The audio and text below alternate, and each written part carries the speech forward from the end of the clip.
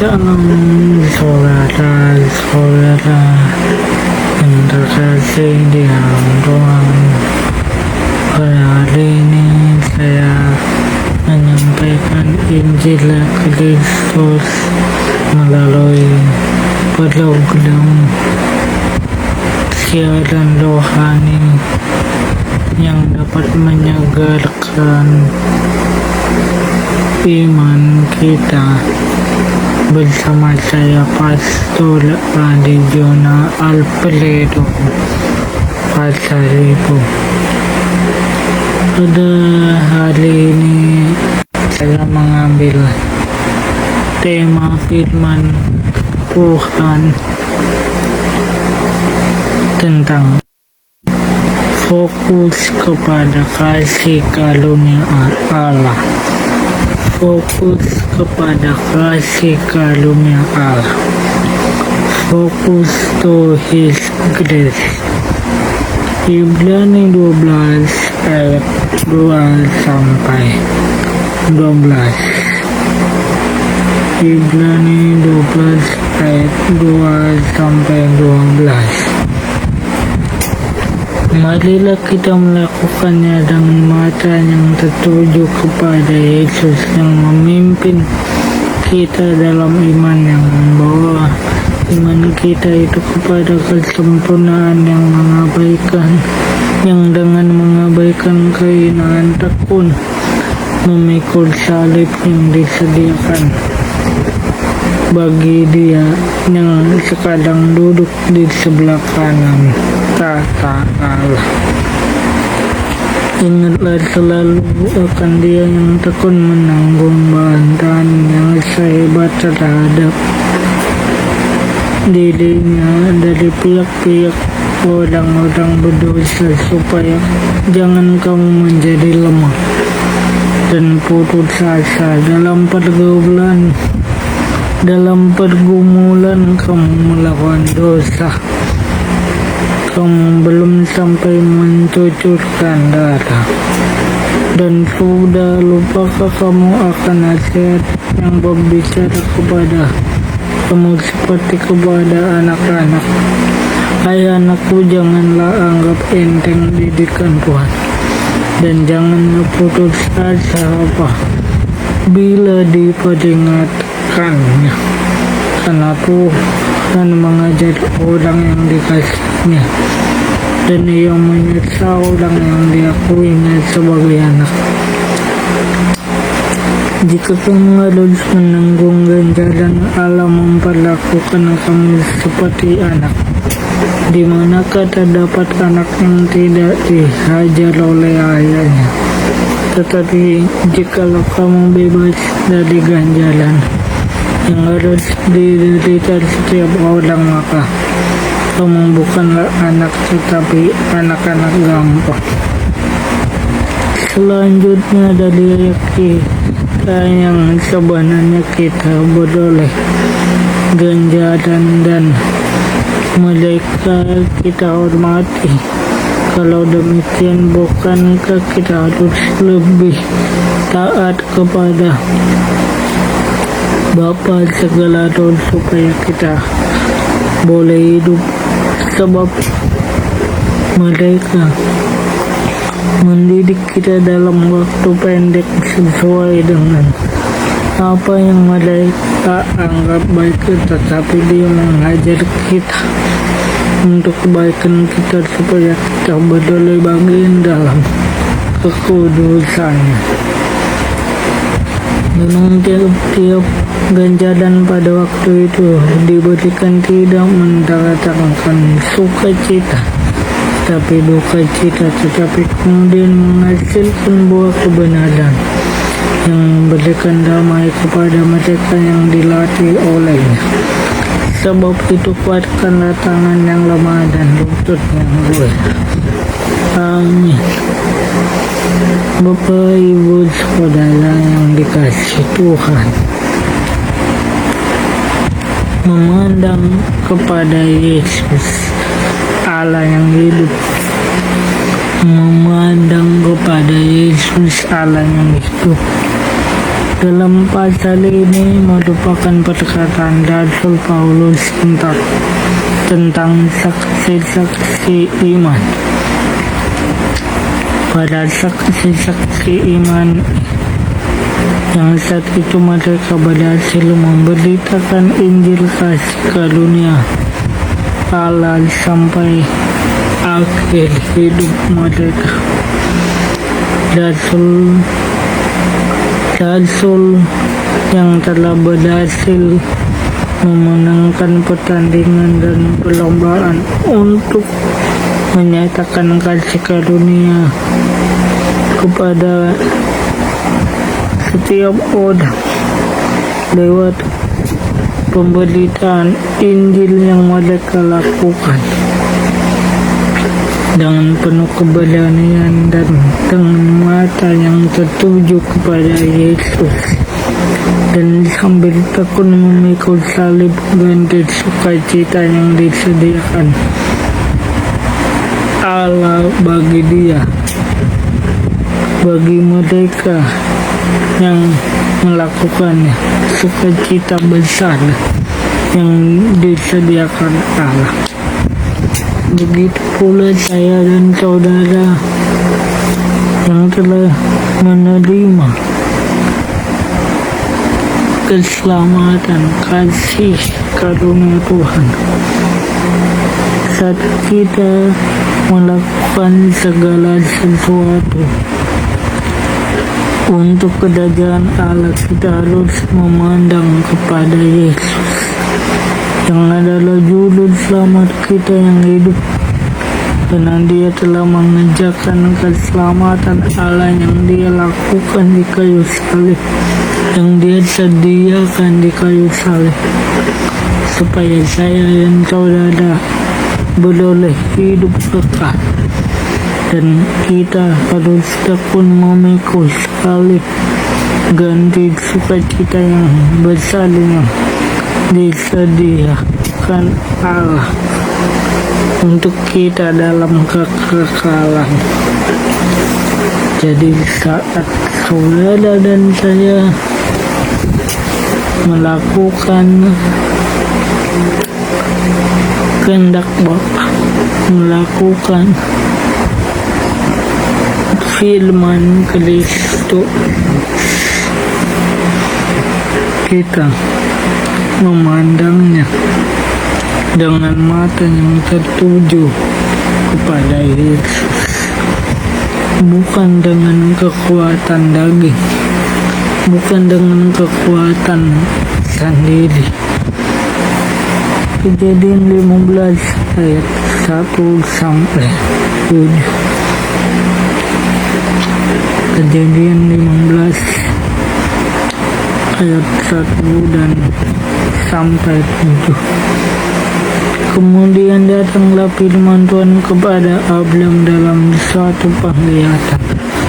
Janganlah takut, Abraham, akulah perisaimu. Rupamu akan sangat besar.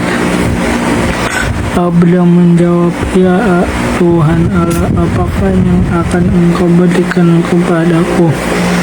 Karena aku akan meninggal dengan tidak mempunyai anak, dan aku mewarisi rumahku ialah Eliezer orang Damsyik itu. Bagi kata Abraham, Engkau tidak memberikan keturunan sehingga seorang hambaku nanti menjadi ahli warisku. Tetapi demikian firman Tuhan, orang ini tidak akan menjadi ahli warismu, melainkan anak kandungmu, dialah yang akan menjadi ahli warismu.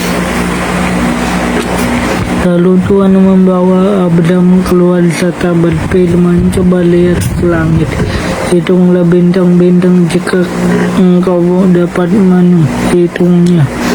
Maka firman-Nya kepadanya, demikianlah banyaknya nanti keturunan. Lalu percayalah Abraham kepada Tuhan, maka Tuhan memperlihatkan kanal itu kepadanya sebagai kebenaran.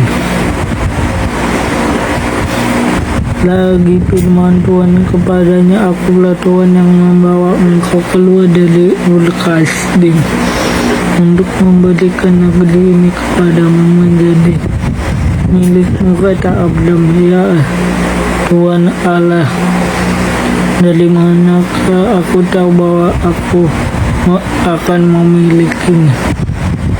Firman Tuhan kepadanya, ambillah bagiku seekor lembu betina berumur 3 tahun, seekor kambing betina berumur 3 tahun, seekor domba jantan berumur 3 tahun, seekor burung tekukur dalam seekor anak burung merpati.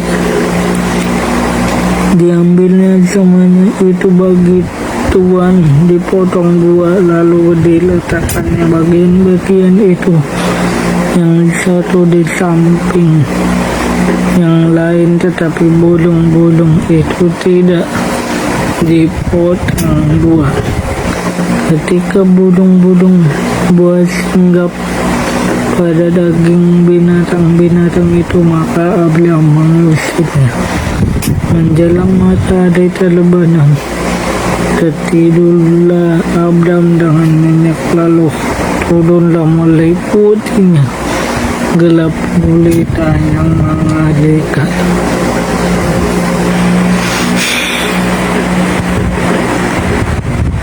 Melihat janji Allah yang akan diberikan kepada kita.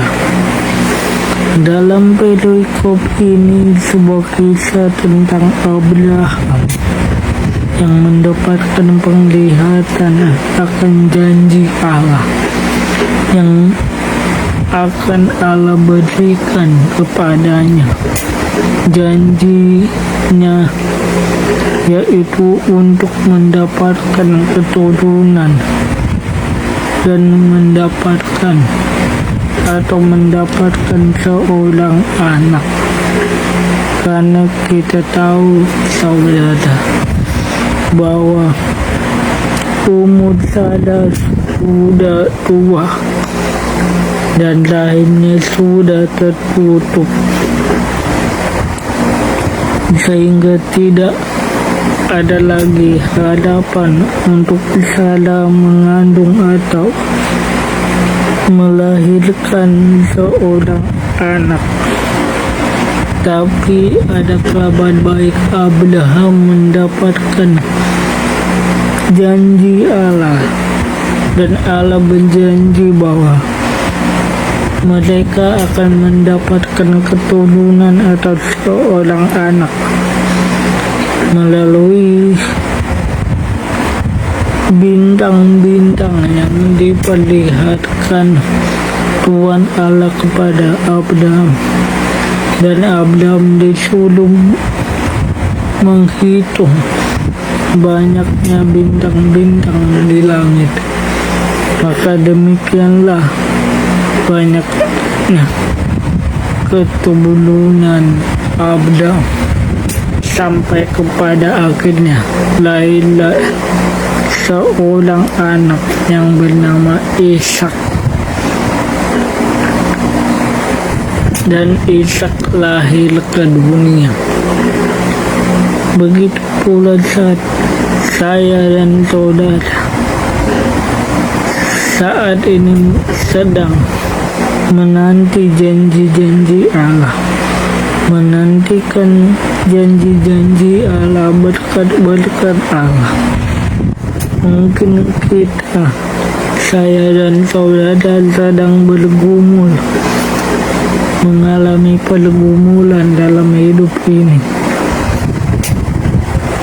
bergumul untuk mendapatkan sesuatu dari Tuhan, bergumul untuk mendapatkan berkat Allah. Tetapi ada kabar yang lebih luar biasa, ketika kasih Allah yang besar telah disediakan, diberikan kepada kita orang berdosa yang akan dan telah menyelamatkan manusia.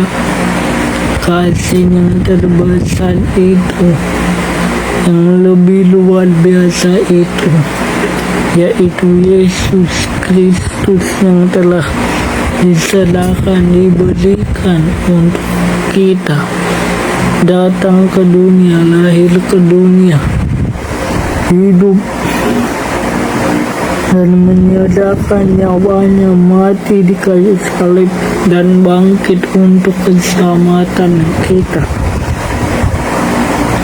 Maka hal-hal yang lain pun,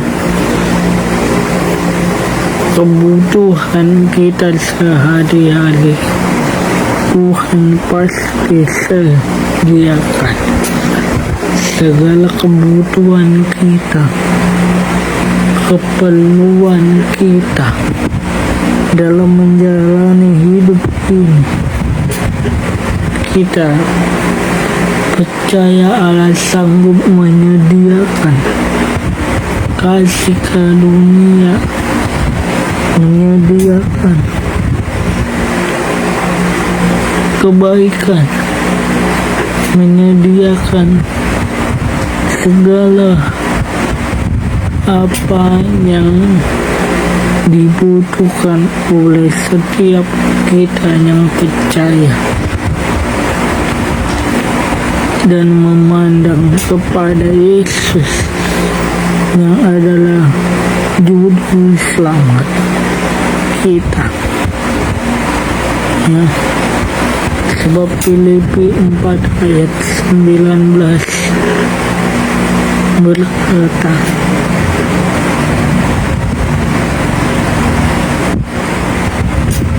Allahku akan memenuhi segala keperluan menurut kekayaan dan kemuliaannya di dalam Yesus Kristus.